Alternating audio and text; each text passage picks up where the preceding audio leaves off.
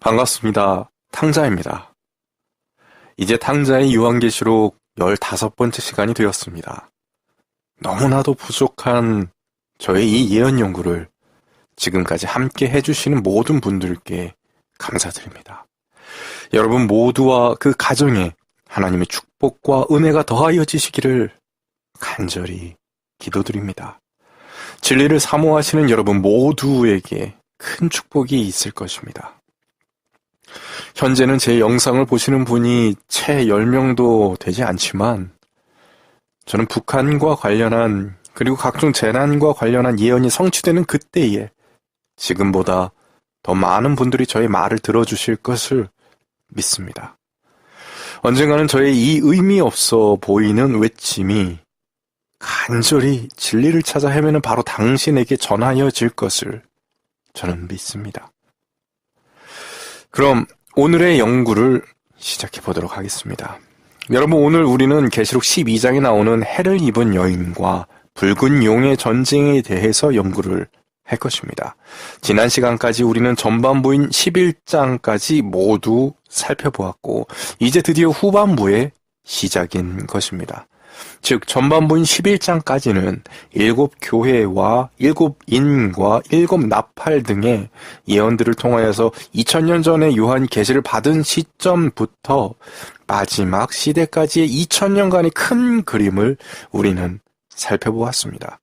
그리고 지금부터 다루게 될 후반부는 12장을 시작으로 해서 해를 입은 여인이라든지 7재앙, 음녀 바벨론 등등의 예언을 통하여서 마지막 때에 집중된 사건 등과 여호와의 교회의 그 자세한 모습과 음녀 교회의 자세한 모습과 같은 보다 세부적인 모습 등을 자세하게 연구하게 되실 것입니다. 이러한 계시록의 큰 흐름을 과거에 저는 알지 못해서 12장의 예언을 전혀 풀지 못했었습니다.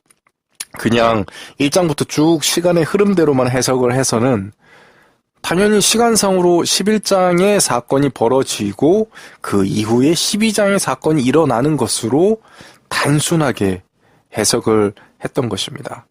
하지만 이것은 잘못된 것임을 이제는 여러분들도 아실 것입니다.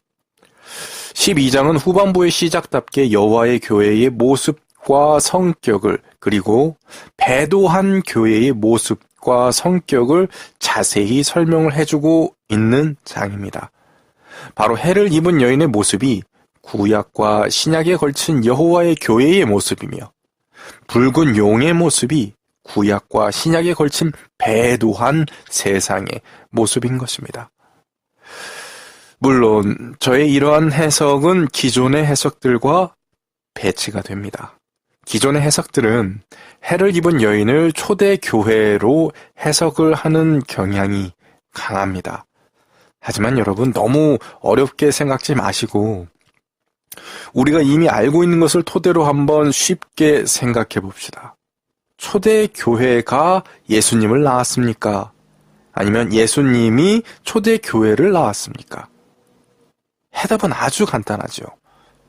예수님에 의해서 생겨난 것이 초대교회이지요. 이 말이 무엇을 의미하는지 잠시 뒤에 12장을 보게 되시면 자연스럽게 알게 되실 것입니다.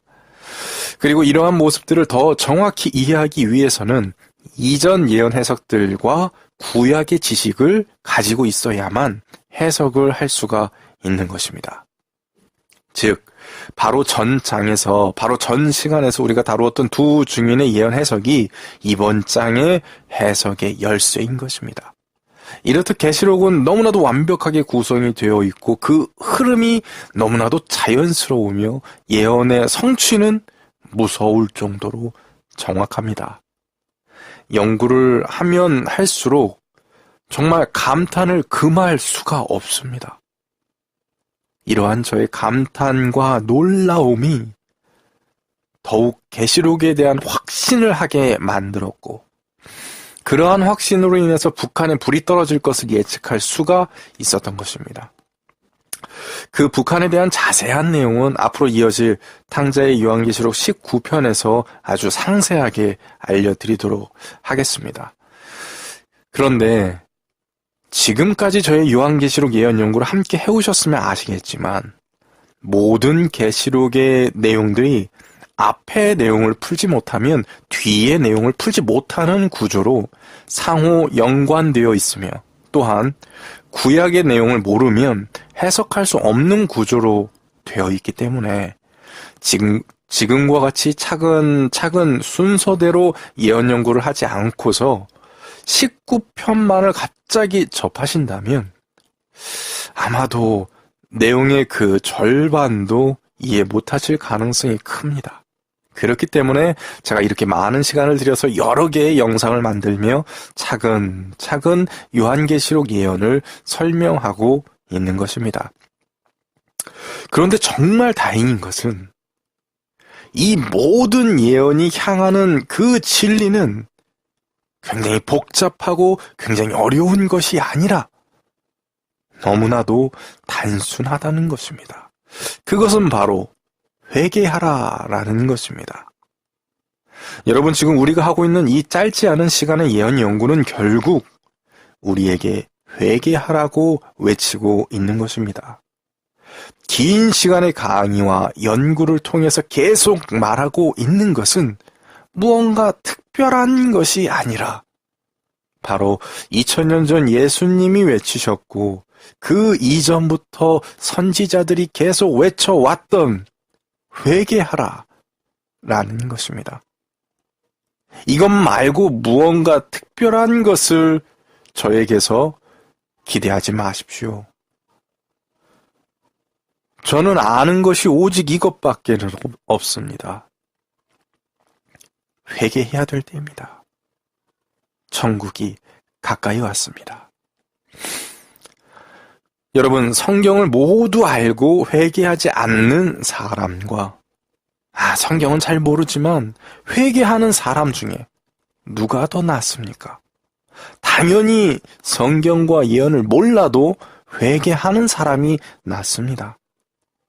여러분, 지금 저희가 하고 있는 이 요한계시록의 연구를 단지 지식을 늘리고 성경을 알고 예언을 아는 기회로만 삼지 말고 회개하는 기회로 삼아 주십시오. 그게 요한계시록의 결론입니다. 요한계시록을 알고 죄 짓는 사람보다 요한계시록을 몰라도 회개하고 하나님의 뜻대로 살려고 하는 자가 더 낫습니다.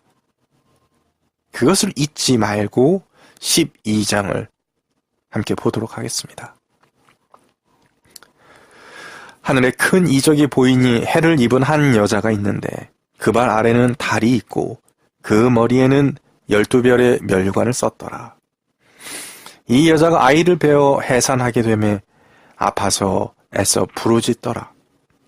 하늘에 또 다른 이적이 보이니 보라, 한 큰 붉은 용이 있어 머리가 7이요 뿔이 10이라.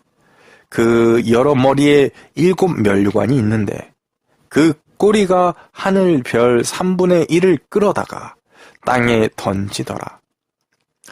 용이 해산하려는 여자 앞에서 그가 해산하면 그 아이를 삼키고자 하더니 여자가 아들을 낳으니 이는 장차 철장으로 만국을 다스릴 남자라.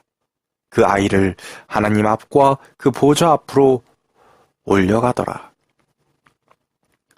그 여자가 광야로 도망하며 거기서 1260일 동안 저를 양육하기 위하여 하나님의 예비하신 곳이 있더라. 하늘에 전쟁이 있으니 미가엘과 그의 사자들이 용으로 더불어 싸울세. 용과 그의 사자들도 싸우나 이기지 못하여 다시 하늘에서 저희의 있을 곳을 얻지 못한지라. 큰 용이 내어 쫓기니 옛 뱀, 곧 마귀라고도 하고 사단이라고도 하는 온 천하를 꿰는 자라. 땅으로 내어 쫓기니 그의 사자들도 저와 함께 내어 쫓기니라.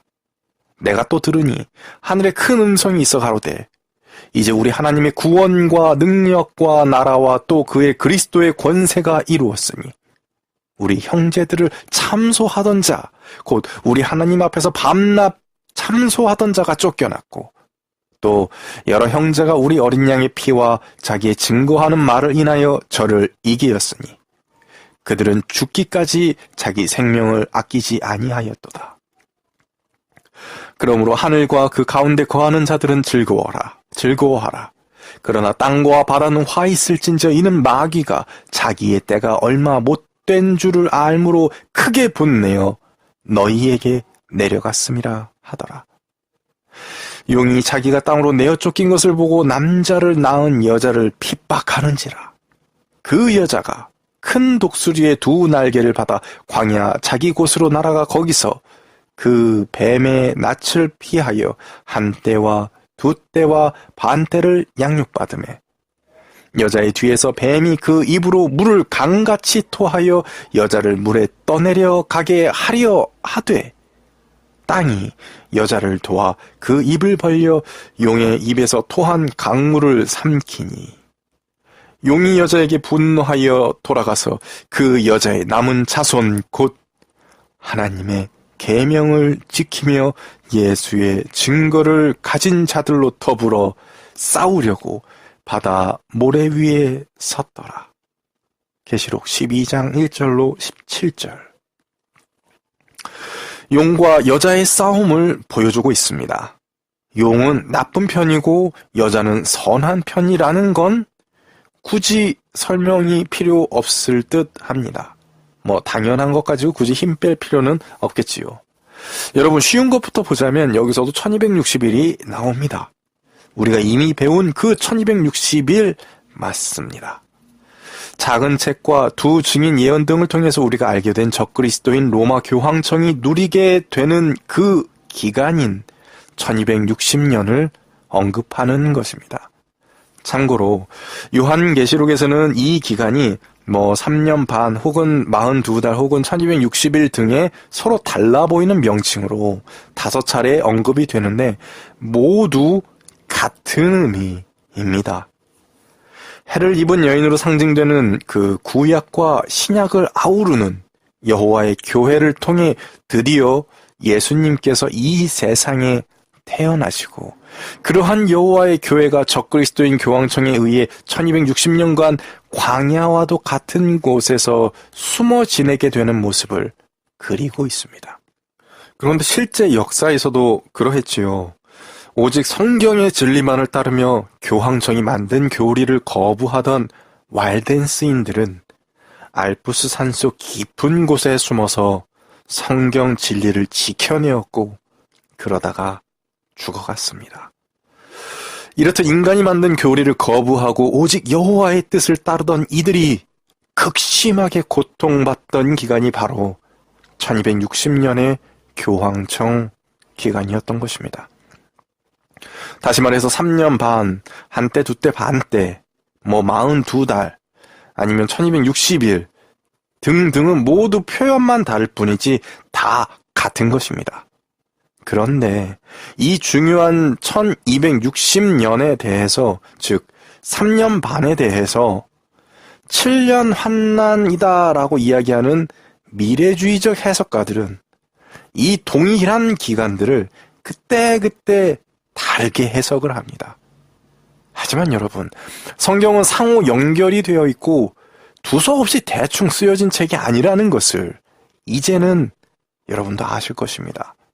1260년을 의미하는 이 여러 표현의 기간들은 그때그때 다르게 해석해서는 안 되고 모두 같은 의미로 쓰여진 것입니다. 그것은 바로 적그리스도인 천주교가 순결한 여호와의 교회를 핍박하고 죽이는 기간인 것이며, 이렇듯 여러 번에 반복하여 언급하는 이유는 그만큼 하나님께서 우리에게 적을 알려주고 계시는 것입니다. 우리는 적을 명확하게 알아야 하는 것입니다, 여러분. 그렇지 않으면 아군을 죽이거나 아니면 적에게 헌신을 할 수가 있는 것입니다. 아주 당연하고 중요한 이야기입니다. 이것은 너무나도 중요하기 때문에 하나님께서 다니엘서에서도 적을 알려주시고 이 요한계시록에서도 여러 차례에 걸쳐 강조를 하시는 것입니다. 그래서 우리로 하여금 제발 그 적을 알아달라고 외치고 계시는 것입니다. 그 적그리스도의 최대의 죄악은 우리로 하여금 진리를 보지 못하게 하여서 회개하지 않아도 되는 것처럼 믿게 만든 것입니다. 하나님께 순종하는 것이 아니라 교회에 순종하게 만들어 놓았습니다. 그렇다면 1절에 언급되어 있는 여자의 모습은 무엇을 의미하는 것일까요? 참고로 2년쯤 전에 제가 이제 계시록 연구를 막 시작할 즈음에 바로 이 12장의 그 하늘에 큰 이적이 보이니라는 말을 근거로 일어났던 새로운 시한부 종말론이 있었습니다. 그 종말론의 핵심 내용은 이 말씀을 근거로 해서 계시록 12장의 그 예언들이 별자리의 모습을 알려주는 것이며 그 행성 간에 일치되는 바로 그 시점이 공교롭게도 2017년 나팔절과 동일하다면서 그날이 재림이 있을 것처럼 소란을 피웠었습니다. 그런데 아시다시피 1년 넘게 지난 지금까지도 재림은 없었습니다. 즉 12장의 예언을 별자리의 모습으로 해석하는 것은 결국 틀렸습니다.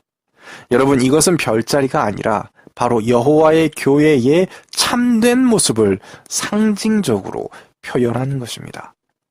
그리고 그 성경에 기록되어 있는 하늘에 큰 이적이 보이니라는 말은 지금 요한이 계시를 받고 있는 가운데 하늘에서 이적과도 같이 해를 입은 여인이 나타나고 또 하늘에서 이적과도 같이 붉은 용이 나타나는 모습을 표현한 것이라고 이해할 수 있을 것입니다.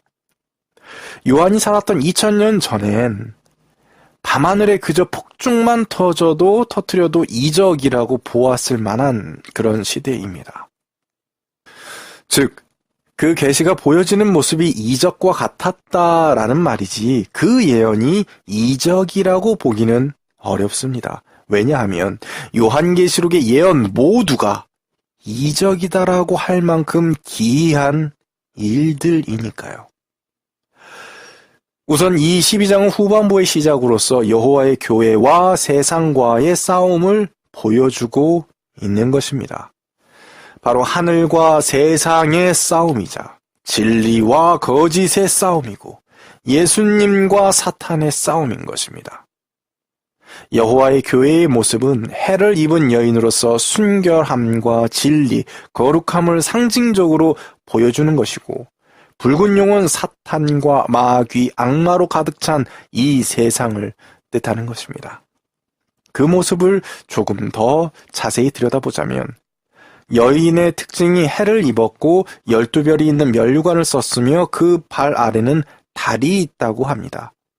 우선 해를 입었다 함은 무엇일까요? 여러분, 우리는 시편에서 그 힌트를 얻을 수 있습니다. 여호와 하나님은 해요 방패시라. 시편 84편 11절.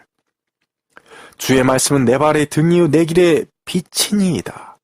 시편 119편 105절. 이러한 말씀으로 비추어 보아 해를 입은 여인이란 뜻은 하나님의 뜻을 입은 여인, 말씀으로 무장되고 의의 흰옷을 입은 참된 교회를 뜻하는 것입니다.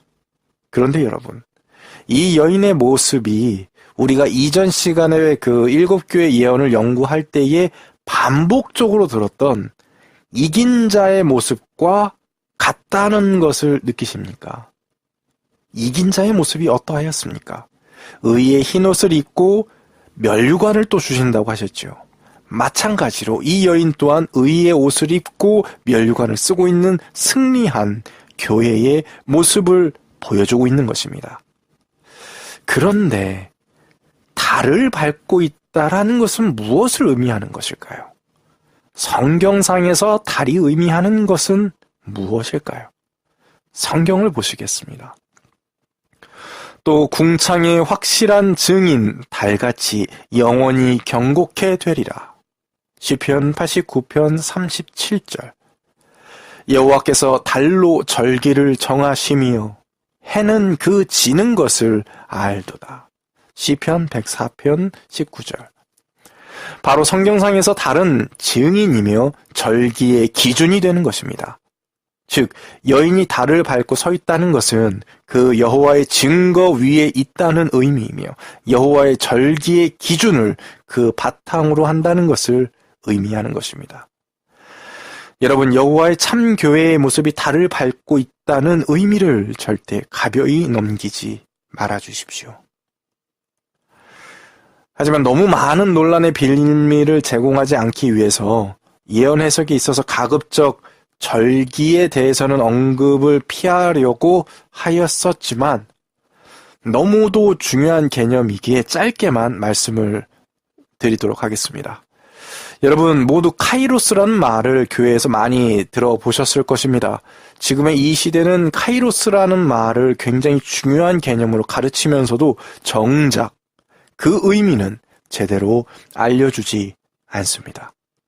마치 그냥 신앙생활 하다가 열심히 기도하면 하나님과 만나게 되는 어떠한 개인적이고 가변적인 기회의 순간을 카이로스라고 생각하게끔 만들어 놨습니다. 아마도 대부분 이와 비슷하게 이렇게 생각을 하고 계실 겁니다. 그런데 이것은 아주 크게 잘못되었습니다.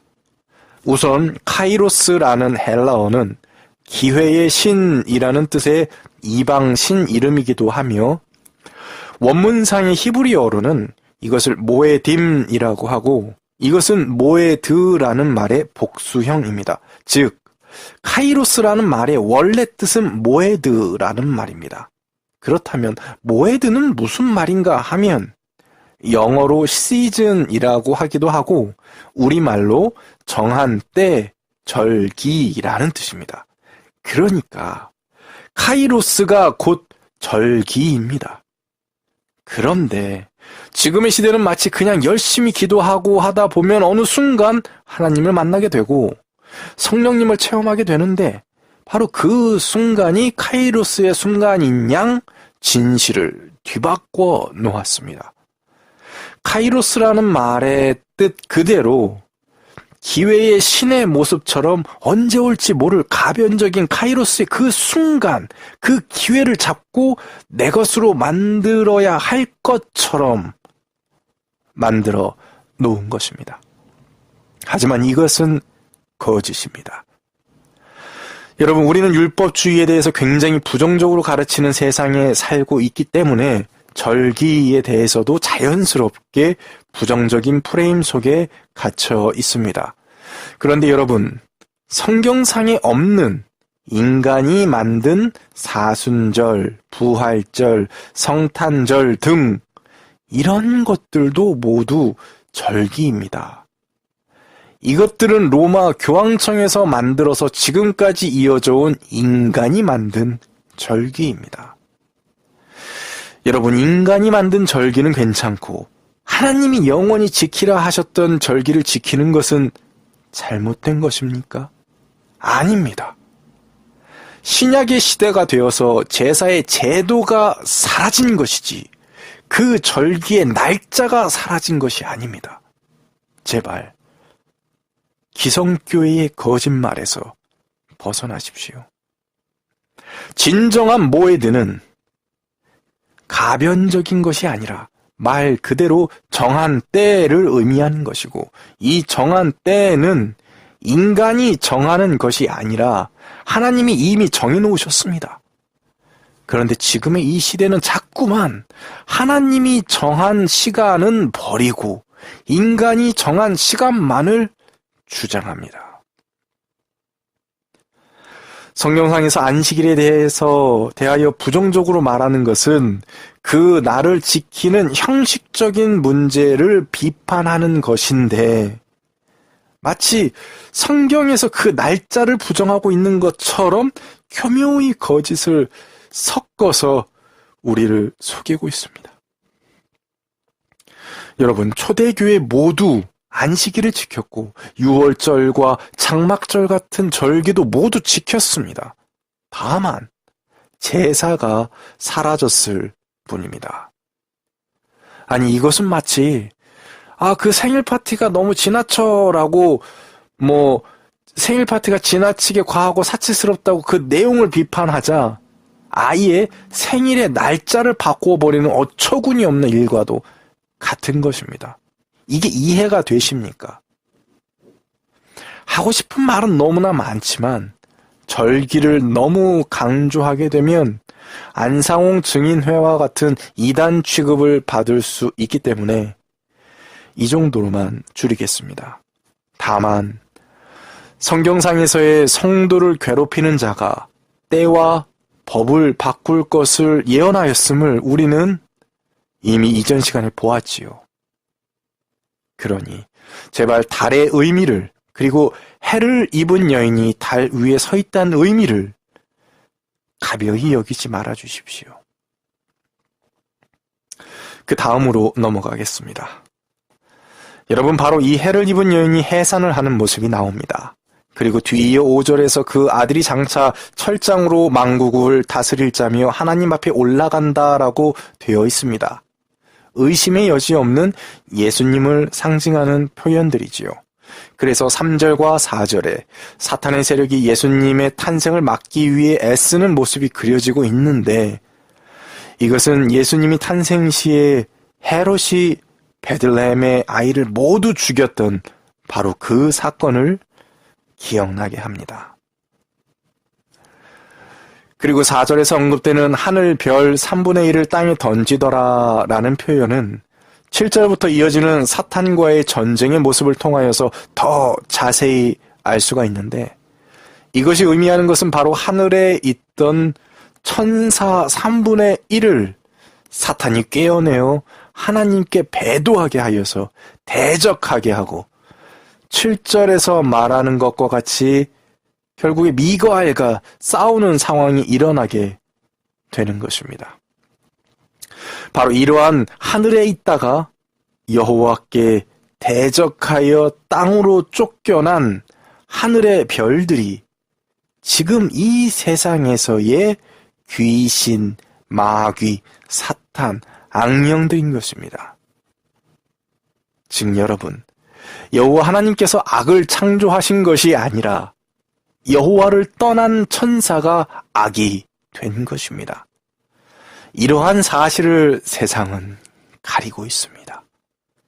그래서 마치 하나님이 악을 창조하고 하나님이 귀신과 마귀와 사탄과 죄를 창조하신 것으로 오해하게끔 만들어 놨습니다. 여러분, 오해하지 마십시오. 여호와께서 죄를 창조하신 것이 아니라 여호와를 떠나는 것이 죄입니다. 다만 여호와께서는 천사와 우리에게 여호와 자신마저도 떠날 수 있는 자유의지를 우리에게 주셨을 뿐입니다.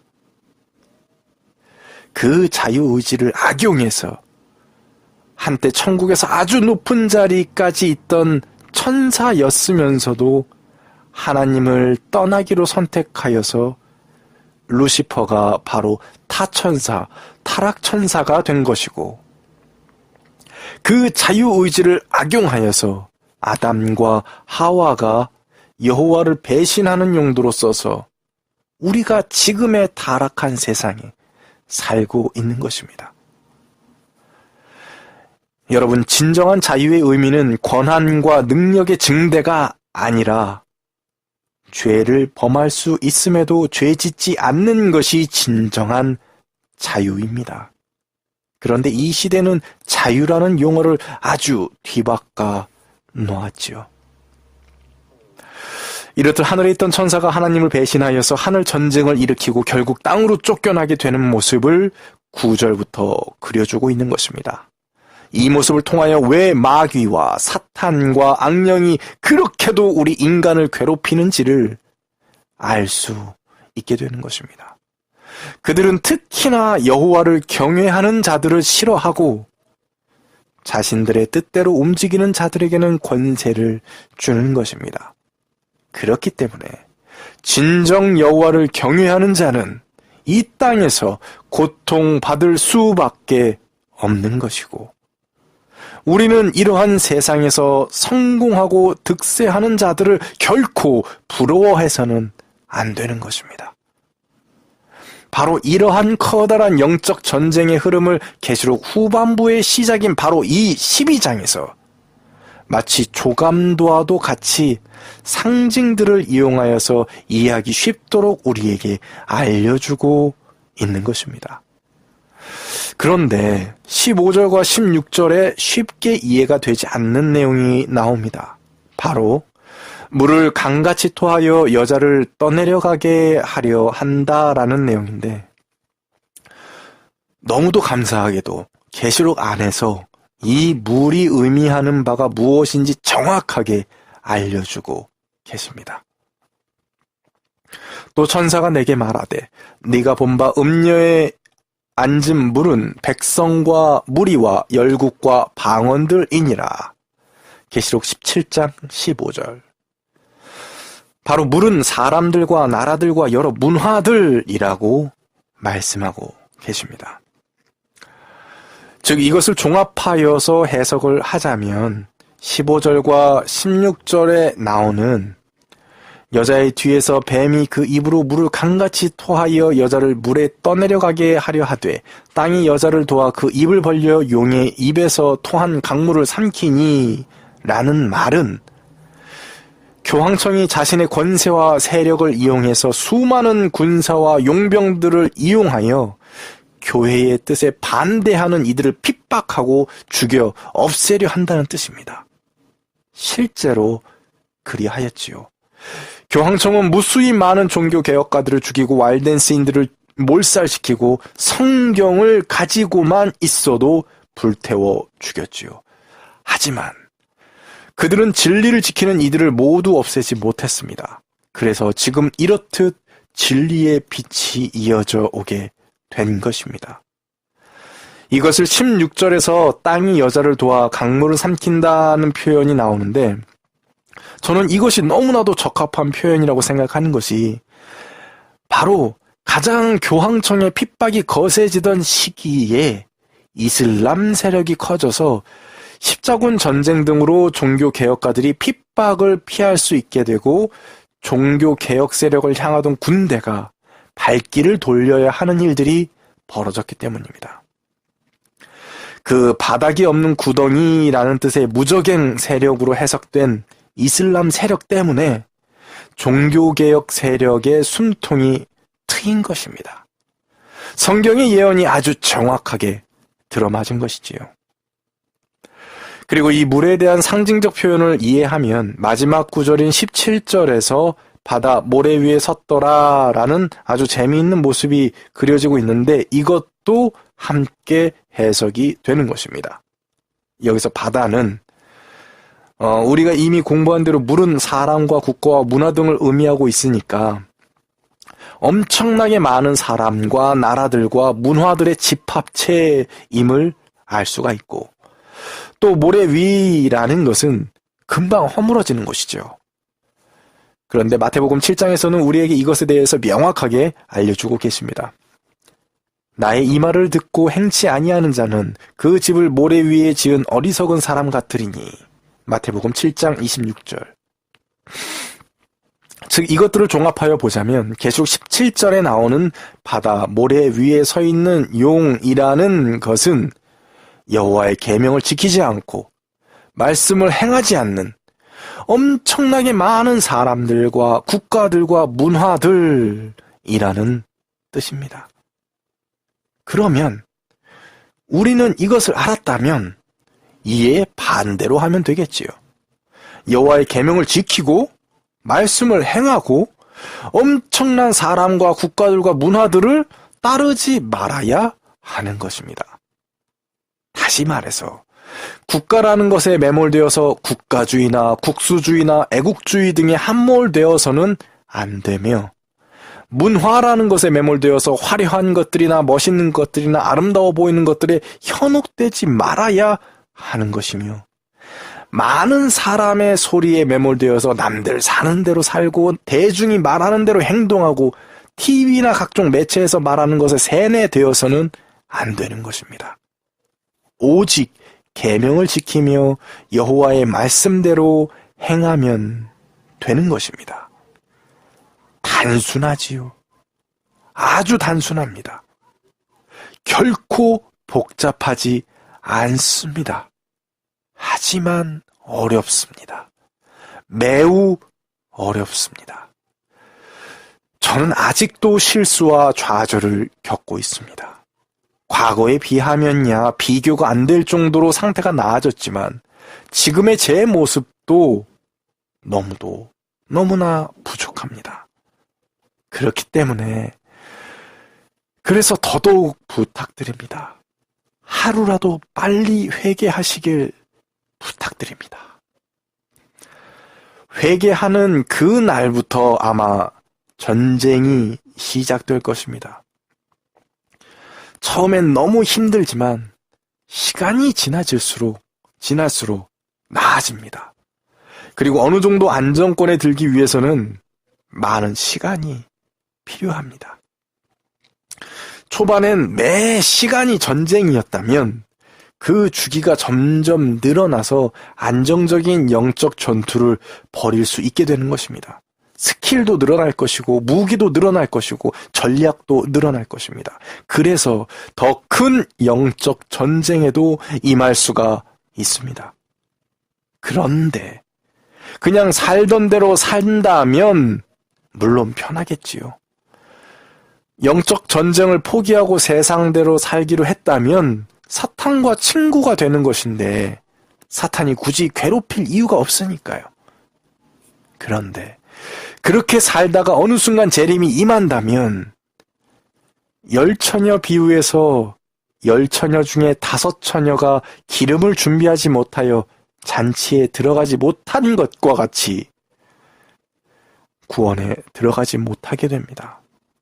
아예 영적 전쟁을 포기하고 살게 된다면 아주 작은 영적 전투에서도 이길 수가 없습니다. 그렇게 되면 정작 맘먹고 회개를 해도 그 회개한 마음이 채 1시간도 가지 못하고 죄를 또다시 짓게 됩니다.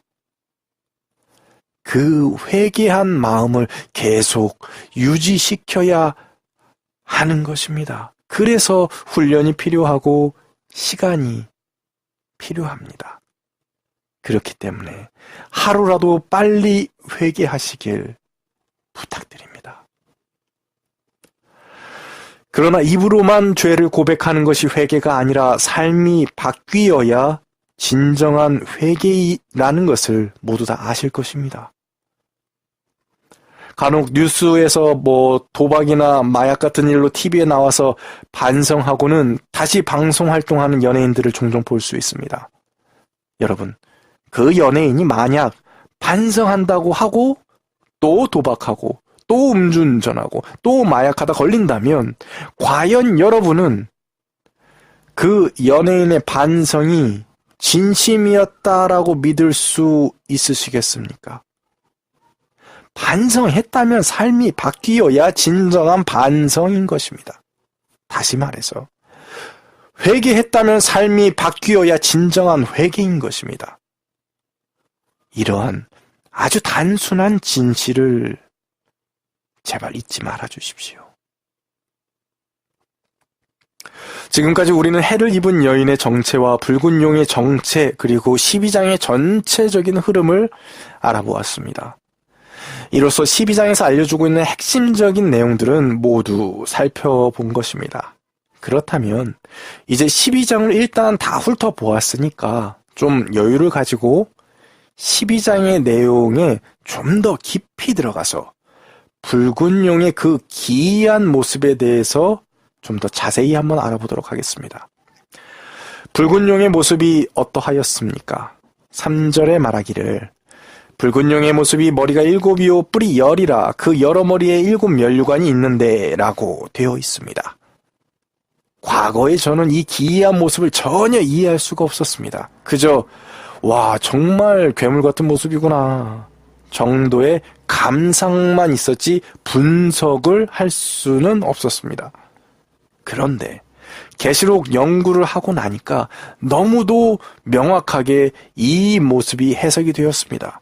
여러분도 이제 이 연구를 통해서 붉은 용의 그 기이한 모습의 의미를 이제 함께 알게 되실 것입니다.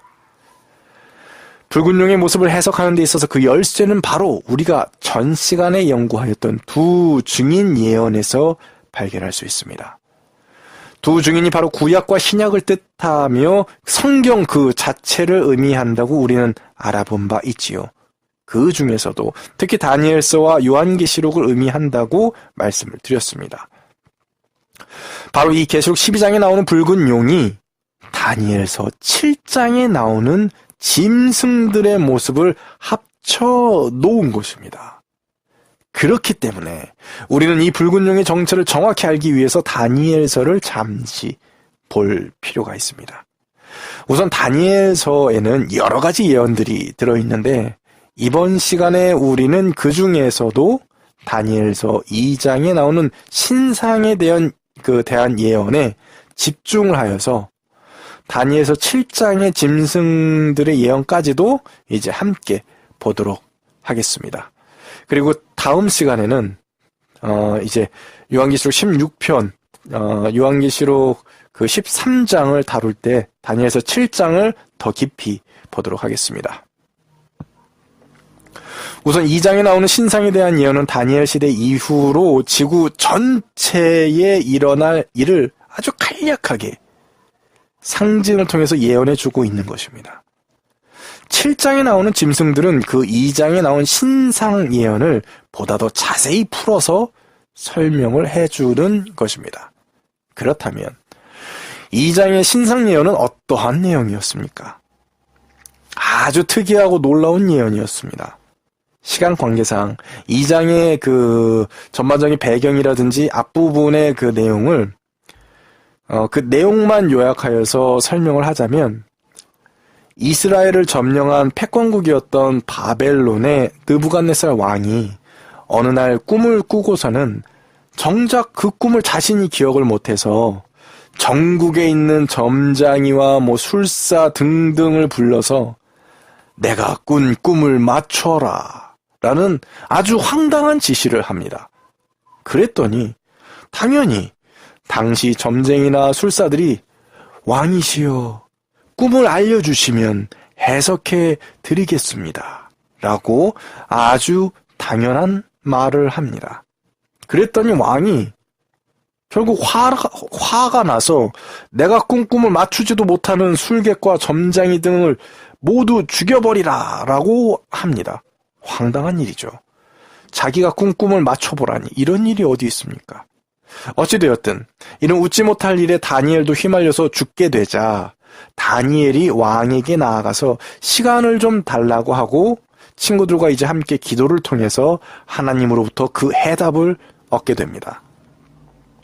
바로 그 왕이 꾼 꿈이 신상의 모양이었는데 여기서부터는 매우 중요하기도 하고 성경을 그대로 읽는 것이 오히려 더 이해에 도움이 될 듯 하니까 다니엘서를 그대로 읽도록 하겠습니다.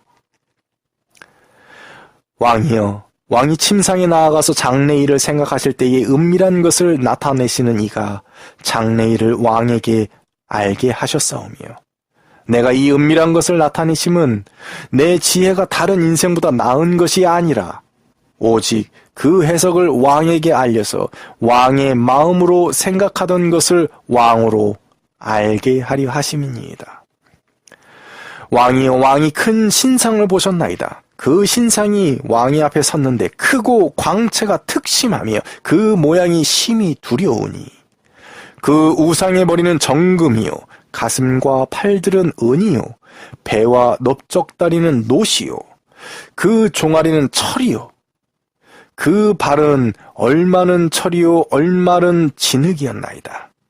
또 왕이 보신즉 사람의 손으로 하지 아니하고 뜨인 돌이 신상의 철과 진흙의 발을 쳐서 부서뜨리매 때에 철과 진흙과 놋과 은과 금이 다 부서져 여름 타작마당에 겨같이 되어 바람에 불려 간 곳이 없었고 우상을 친 돌은 태산을 이루어 온 세계에 가득하였었나이다. 그 꿈이 이러한즉 내가 이제 그 해석을 왕 앞에 진술하리이다.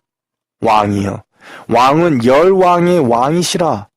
하늘의 하나님이 나라와 권세와 능력과 영광을 왕에게 주셨고 인생들과 들짐승과 공중의 새들 어느 곳에 있는 것을 물어나고 그것들을 왕의 손에 붙이사 다 다스리게 하셨으니 왕은 곧 그 금머리니이다. 왕의 후에 왕만 못한 다른 나라가 일어날 것이요 셋째로 또 녹 같은 나라가 일어나서 온 세계를 다스릴 것이며 넷째 나라는 강하기가 철 같으리니 철은 모든 물건을 부서뜨리고 이기는 것이라. 철이 모든 것을 부수는 것 같이 그 나라가 문 나라를 부서뜨리고 빻을 것이며 왕께서 그 발과 발가락이 얼마는 토기장의 진흙이요 얼마는 철인 것을 보셨은즉 그 나라가 난위일 것이며 왕께서 철과 진흙이 섞인 것을 보셨은즉 그 나라가 철에 든든함이 있을 것이나 그 발가락이 얼마는 철이요 얼마는 진흙인즉 그 나라가 얼마는 든든하고 얼마는 부서질 만할 것이며 왕께서 철과 진흙이 섞인 것을 보셨은즉 그들이 다른 인종과 서로 섞일 것이나 피차에 합하지 아니함이 철과 진흙이 합하지 않음과 같으리이다. 이 열왕의 때에 하늘의 하나님이 한 나라를 세우시리니 그것은 영원히 망하지도 아니할 것이요 그 국권이 다른 백성에게로 돌아가지도 아니할 것이요 도리어 이 모든 나라를 쳐서 멸하고 영원히 설 것이라. 왕이 사람의 손으로 아니하고 산에서 뜨인 돌이 철과 놋과 진흙과 은과 금을 부서뜨리는 것을 보신 것은 크신 하나님이 장래일을 왕께 알게 하신 것이라.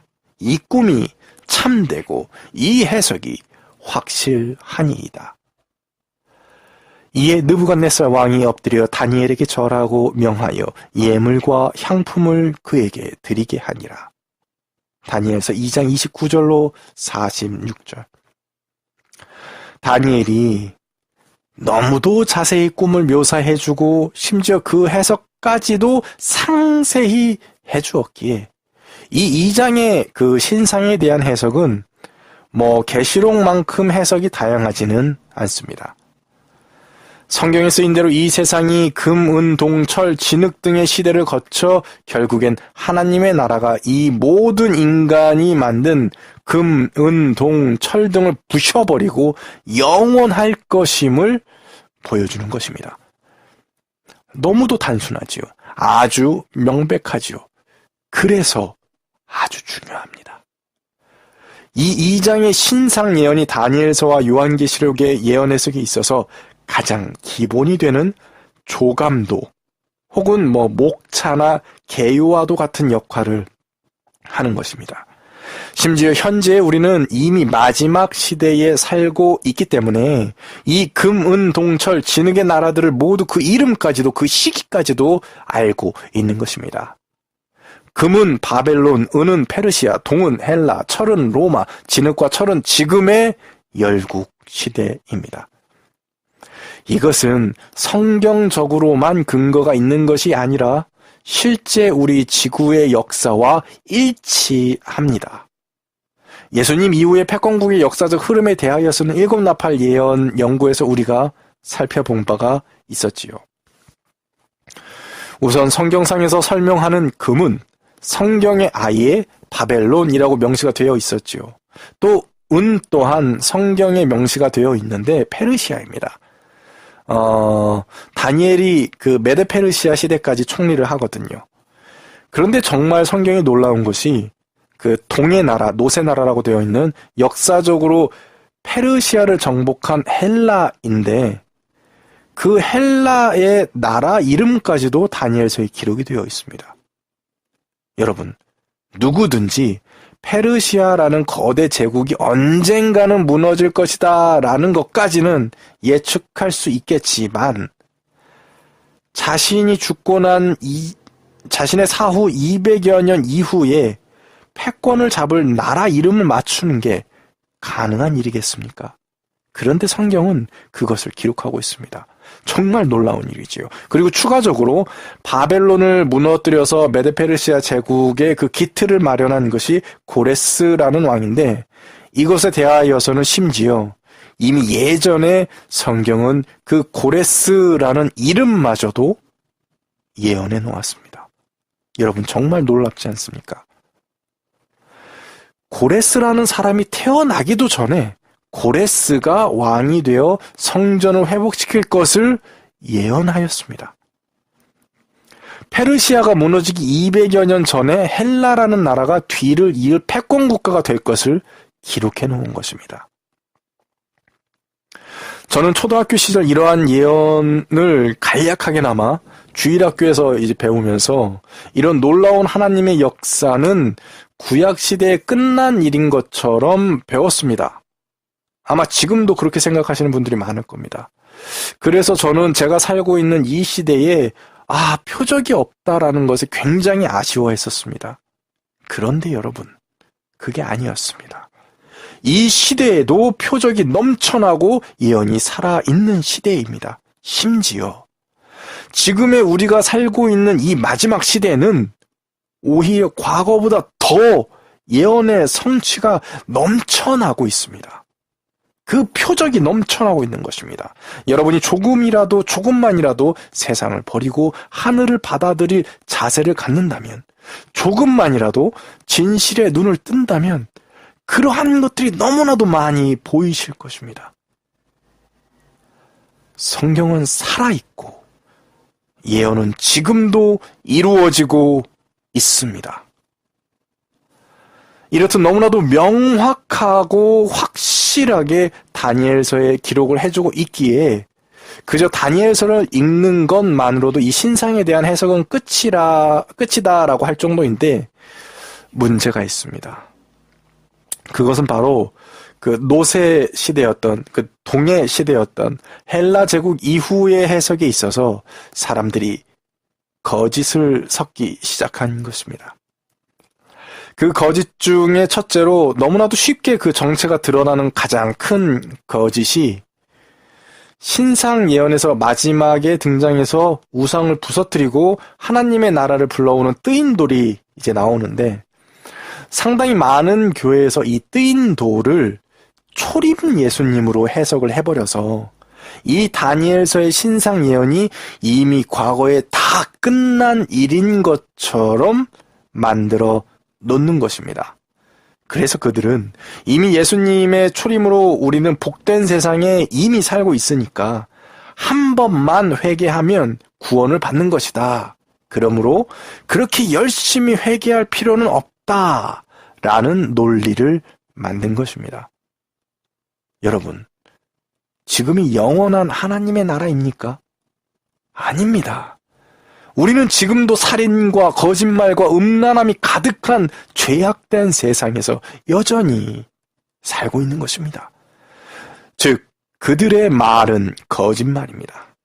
지금도 살아 숨쉬는 예언을 죽어버린 과거의 유물로 만들어버린 것입니다. 두 번째 거짓말은 그 정체가 쉽게 드러나지 않기 때문에 위험하고 또 너무나도 만연해 있는 거짓말입니다. 이것이 굉장히 교묘한 것이, 뜨인 돌을 예수님의 재림으로 해석을 하여서 진리를 섞어 놓았지만, 금은 동철의 시대 이후 마지막 시대인 진흙과 철의 시대가 AD 5세기경의 굉장히 오래된 과거의 일로 해석을 해버리면서 오히려 가장 긴 다리의 시대였던 철의 시대보다 발의 시대인 진흙과 그 철이 섞인 시대가 더 긴 시대인 것처럼 해석을 하여서는 예수님의 재림은 우리가 도저히 짐작할 수 없는 아주 먼 미래의 일일 수 있는 것처럼 만들어 놨습니다. 하지만 이 또한 거짓입니다. 신체 부위에서 다리가 가장 길듯이 신상 예언에서 다리에 해당하는 철의 시대인 로마 시대가 가장 긴 시대인 것입니다. 그 로마의 끝은 AD 5세기경이 아니라 우리가 이미 일곱 나팔 예언에서 연구하였듯이 첫째 화이자, 다섯째 나팔의 그 예언 성취였던 1449년이 동로마 제국, 즉 비잔틴 제국의 끝이었으며 오스만 제국의 명실상부한 패권국으로서의 자리 잡는 시기였습니다. 그런데 이러한 교묘한 거짓말을 하는 이들은 로마의 멸망을 서로마의 멸망이었던 476년으로 해석을 해버려서 다리가 둘로 되어 있듯이 동서로 나뉘게 되었던 로마의 예언 흐름을 그 로마를 예언하는 흐름을 무시하는 것이고 다니엘서와 계시록의 연관성도 무시를 해버리는 것입니다. 여러분, 올바른 해석은 철로 대변되는 신상의 다리, 그 시대가 바로 서로마와 동로마로 나뉜 로마를 상징한다는 것이며 그 다리의 끝은 1449년 이슬람 세력에 의해 힘을 상실한 바로 그 시점이고 바로 이 시점부터가 혼란과 혼동의 시대인 진흙과 철의 시대, 열국의 시대인 것입니다. 이것에 대한 더 자세한 근거는 다니엘 그 7장을 연구하시면서 더 깊이 아시게 될 것입니다. 다만 다니엘 7장에 대한 깊은 연구는 바로 다음 시간인 계시록 13장에서 다루도록 하고 간략히만 보도록 하겠습니다. 그 이유는 붉은 용에 대한 더 상세한 모습이 13장에서 또 더 나타나고 있기 때문에 일단 우리는 이 12장에 언급된 것들만 짚고 넘어가겠습니다. 지금까지 다니엘서 2장을 우리는 살펴보았습니다. 바로 이 다니엘서 2장은 다니엘서 7장을 설명하기 위해서 꼭 알아야 하는 예언이며 또한 다니엘서 7장은 요한계시록 12장과 13장에 나오는 붉은 용의 모습을 알려주는 열쇠가 되기 때문에 모두 긴밀하게 연결이 되어 있는 것입니다. 그렇다면 지금까지 우리가 보아왔던 다니엘서 2장과 7장은 어떻게 연결되는지 간단히만 보시겠습니다. 우선 다니엘 7장에서 그 사자와 곰과 표범과 무섭고 놀라운 짐승, 이렇게 4마리의 짐승이 등장을 합니다. 그것이 무엇을 의미하는 것인가 하면 성경상에서 아예 그것들이 나라와 왕들을 뜻한다고 명시되어 있습니다. 즉 신상 예언에서 바로 그 머리가 금의 시대이자 사자로 표현된 것이며 가슴과 두 팔은 은의 시대이자 곰으로 나타내어지고 배와 넓적다리는 동의 시대이자 표범인 것이며 두 다리는 계속 말씀드린 대로 철의 시대이자 무섭고 놀라운 짐승인 것입니다. 이렇듯 짝을 이루어서 다니엘은 그 지구의 역사 전체를 예언을 통해서 설명을 하고 있는 것입니다. 그런데 진흙과 철의 시대인 현 시대를 대변하는 짐승의 모습이 빠져 있지요. 바로 이 부분이 핵심입니다. 앞서 말한 두 번째 거짓말을 하는 세력이 이 빠진 것을 채우고자 철과 진흙의 시대까지도 무섭고 놀라운 짐승으로 표현을 하였습니다. 그래서 진흙 섞인 시대까지도 로마의 시대로 해석을 할 수밖에 없었던 것이고 그래서 476년을 로마의 끝이라고 해석을 하였던 것입니다. 그런데 그것이 아니라 이 마지막 열국 시대인 진흙 섞인 시대는 다니엘서를 넘어서서 이제 계시록에 언급이 되어 있는 어린 양 같은데 돛불 달린 짐승이 계시록에 나옵니다. 바로 그 짐승인 것입니다. 이것에 대해서는 이후 시간에 더 자세히 다루도록 하겠습니다. 지금 집중적으로 살펴볼 것은 바로 다니엘서 7장에 나온 그 짐승들의 외형입니다. 그 다니엘서 7장에 나오는 사자와 곰과 표범과 무서운 짐승들이 등장을 하는데 사자와 곰과 무서운 짐승은 각각 머리가 하나입니다. 그런데 표범은 기이하게도 머리가 넷입니다. 그리고 마지막 짐승인 무서운 짐승은 머리에 뿔이 10개가 달려 있습니다. 이 짐승들을 모두 합치면 머리가 7개고 뿔이 10개가 되는 것입니다. 그런데 우리가 연구하고 있는 붉은 용의 모습이 어떠하다고요? 머리가 7개이고 뿔이 10개입니다. 같은 모양입니다. 같은 짐승인 것입니다. 바로 요한계시록의 붉은 용은 다니엘서에 언급된 이 세상을 지배하는 짐승들의 모습을 다 합쳐놓은 모습인 것입니다. 바로 이 붉은 용이 이후에 등장할 어린 양 같은데 두 뿔 달린 짐승과 연합하여서 짐승의 우상을 세우고 짐승의 표를 강요하게 되는 세력인 것입니다. 즉, 세상의 역사에 있어서 패권국들을 상징적으로 보여주는 것이며 이 세상이 바로 그러한 짐승에 의해 지배를 당하고 있다는 것을 우리에게 알려주고 계시는 것입니다. 여러분, 이것을 우리가 깨달아야 할 것은 이 세상은 이미 과거로부터 마지막 심판 때까지 짐승의 것이라는 것입니다. 우리는 그 짐승의 세상에서 꿋꿋이 이겨나가야 하는 것입니다. 그런데 저는 어린 시절부터 잘못 생각해온 것 중에 하나가 예수님께서 내가 세상을 이기었다 라고 하신 그 말을 근거로 해서 이 세상이 이제 예수님의 것이니까 이제 맘대로 좀 즐기고 살고 가끔 전도도 하고 그러면 돼 라는 아주 잘못된 착각에 빠져 살았었습니다. 여러분, 예수님께서 말씀하신 그 세상을 이기었다라는 말은 내가 세상을 이겨서 사탄 마귀를 다 눌러놨으니까 걱정하지 말고 살고 싶은 대로 살아라 라는 뜻이 아니라 짐승이 지배하고 있는 이 너무나도 악한 세상에서 내가 육신을 입고서 인간의 몸으로서 죄를 이겨내었으니까 너희도 이 죄악된 세상에서 죄를 이길 수 있다라는 것을 몸으로 보여주신 것입니다. 다시 말해서 내가 이겼으니까 넌 대충 살아도 돼 라는 뜻이 아니라 내가 죄를 이겼듯이 너도 이길 수 있으니 죄를 이겨내라 라는 뜻입니다. 여러분, 우리가 이미 짐승의 권세 아래 있음을 인정하지 못한다면 그 짐승의 권세에서 벗어나지 못합니다. 우리의 적이 누구인지 알아야 승리하는 것이고 우리의 문제가 무엇인지 알아야 고칠 수 있는 것입니다. 바로 이러한 것들을 요한계시록은 상징을 통하여 우리에게 계속하여 외치고 있는 것입니다.